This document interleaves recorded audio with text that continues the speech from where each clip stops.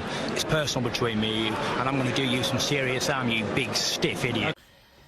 The Untouchable True School Sports Empire proudly presents something the boxing game's missing. Hey, what's going on? It's your boy BT, and I came here to talk some boxing with the thousands of True School Sports subscribers. All right, so I wanted to discuss the replacement opponent for Anthony Joshua because a lot of us were speculating over the last couple of days who was going to replace Dillian Whyte after Dillian Whyte, had adverse findings of PEDs in the system again.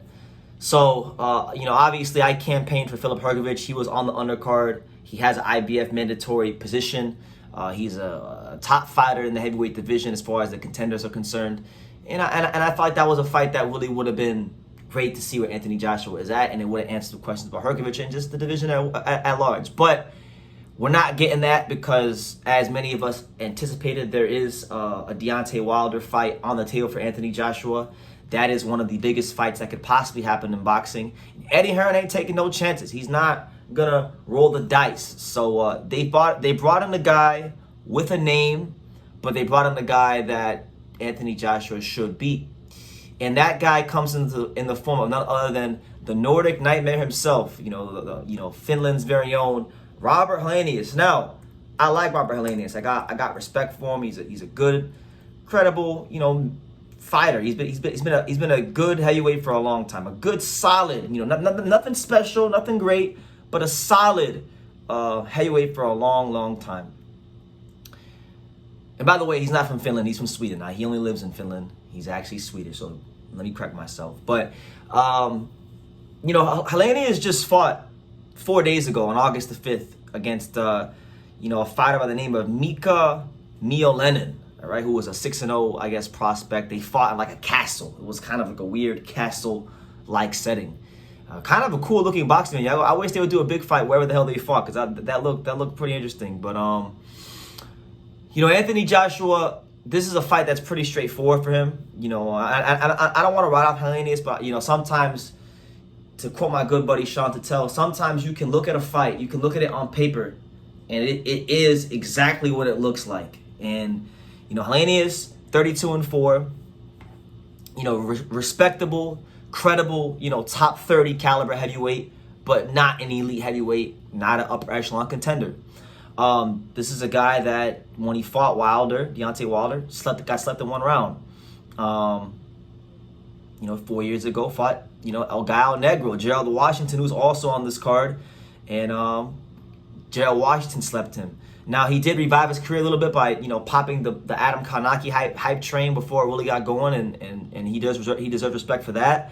But they picked him for a reason. And on top of that, he like I said earlier, he is a common opponent with Deontay Wilder, so it's a chance for Anthony Joshua to measure himself. But the thing is, if Anthony Joshua doesn't knock out Helenius in one round, then, you can't really go around saying you did better than him because you're not going to do better than what Wilder did against Helenius. I highly doubt it, So we'll see how it goes. On another note, this is Anthony Joshua's second fight with Derrick James. And he came under a lot of scrutiny the last fight for how he performed under Derrick James against Jermaine Franklin. I thought he actually performed well under Derrick James. I liked how he looked. I liked the boxing from Anthony Joshua under Derrick James. And I think Derrick James has added some much-needed balance to the approach of Anthony Joshua.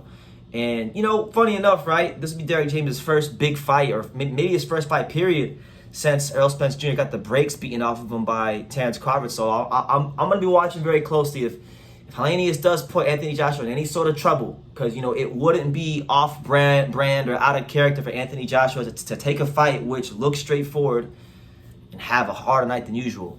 Wouldn't be surprising at all.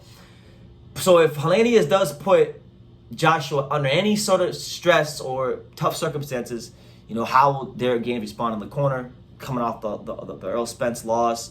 And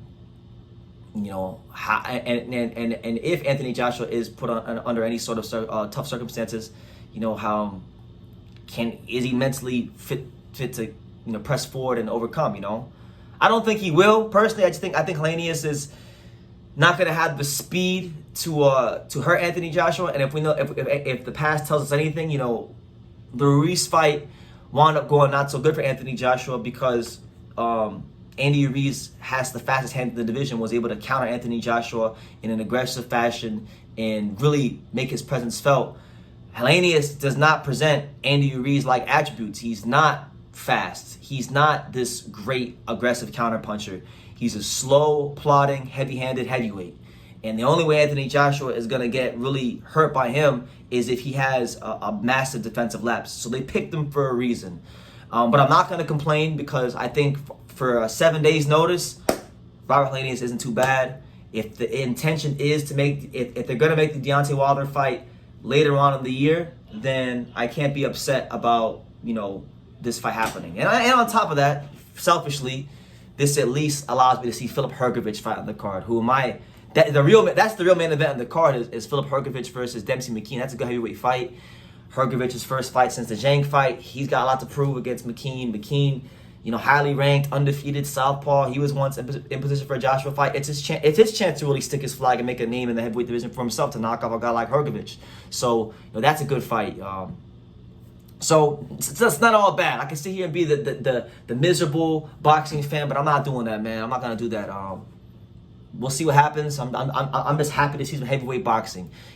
For as great of a year as this has been in boxing, with Inoue Folan, Crawford Spence, Benavidez Plant, Taylor Lopez, and all these great fights happening, it's lacked a lot of heavyweight action. So I'm just happy to see a card where we're not getting not one, not two, but I believe, 3? How many heavyweight fights is it? Let's see. You got Joshua Helenius, Hrgovic McKean, Chisora Gerald Washington, Johnny Fisher, Harry Armstrong. So you got 4 heavyweight fights in this card, and I ain't mad at that at all. I love heavyweight boxing, so it's good to see a lot of heavyweight boxing all on the same card with some notable names in the division. So yeah, make of that what you will. Let me know what you guys think in the comments down below. What do you guys make of Robert Helenius stepping in as the opponent on short notice for Anthony Joshua? Let me know in the comments down below. Make sure you guys take time to subscribe. And like I say in every single one of these videos, you can love me or you can hate me, but I'm just a kid from Daniel. So until next time, take care, guys. Thank you for watching another video on the untouchable True School Sports Empire. We're here at the Hatanaka Boxing Gym in Nagoya, Japan. And for more great videos just like this one, make sure you guys click right here.